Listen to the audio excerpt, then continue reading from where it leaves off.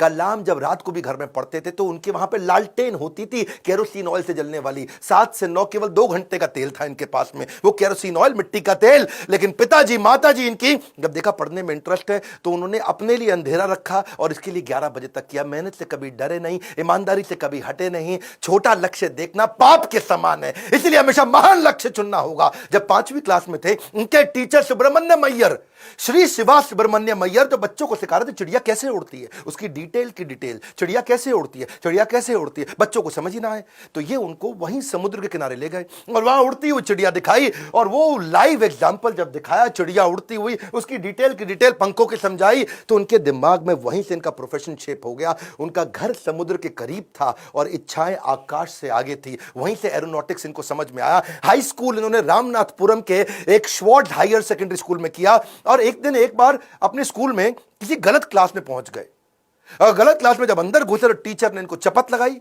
जब तक तुम्हें यही नहीं समझ में आ रहा कि तुम्हारी क्लास कौन सी है, मैथमेटिक्स की क्लास में तुम गलत क्लास में पहुंच गए तो तुम क्या पढ़ोगे और क्या आगे बढ़ोगे।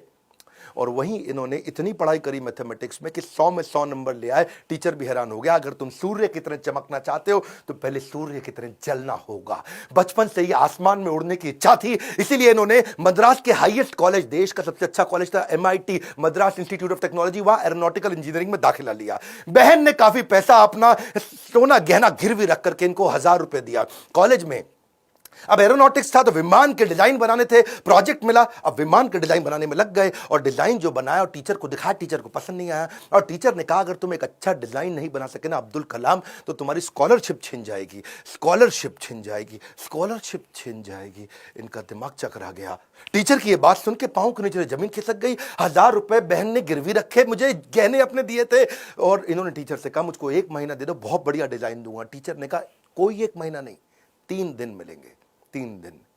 इनका दिमाग हिल गया। उस समय ये घबरा गए थे स्कॉलरशिप ना छिन जाए। उसके बाद तो उन्होंने 3 दिन ना खाया ना सोए, 3 दिन ना खाया ना सोए, 72 घंटे लगातार उस पर काम किया, जी जान लगा दिया। और जब प्रोफेसर ने देखा डिजाइन, प्रोफेसर भी हैरान हो गए, उनकी आंख में आंसू आ गए। बोला बहुत बढ़िया डिजाइन बनाया। नींद और निंदा पर जो विजय पा लेते हैं उनको आगे बढ़ने से कोई नहीं रोक सकता। जो नींद और निंदा पे विजय पा लेता है उनको आगे बढ़ने से कोई नहीं रोक सकता है। इसके बाद MIT की परीक्षा अच्छे नंबर से उन्होंने पास करी। अब पढ़ाई तो इनकी हो चुकी थी। अगली लर्निंग इनके जीवन से क्या है, फेलियर को हार्ट में और सक्सेस को हेड में घुसने नहीं देना चाहिए। दिल और दिमाग को कंट्रोल में रखो। अब इनके पास 2 इंटरव्यू की ऑप्शंस आई, एक मिनिस्ट्री ऑफ डिफेंस से और दूसरी एयरफोर्स से। इनको कहां जाना था आपको मालूम है, एयरफोर्स में। और जो डिफेंस का था वो दिल्ली में था और एयरफोर्स था देहरादून में। तो दिल्ली होते हुए देहरादून जा रहे थे और वापसी पे इनको दिल्ली आना था।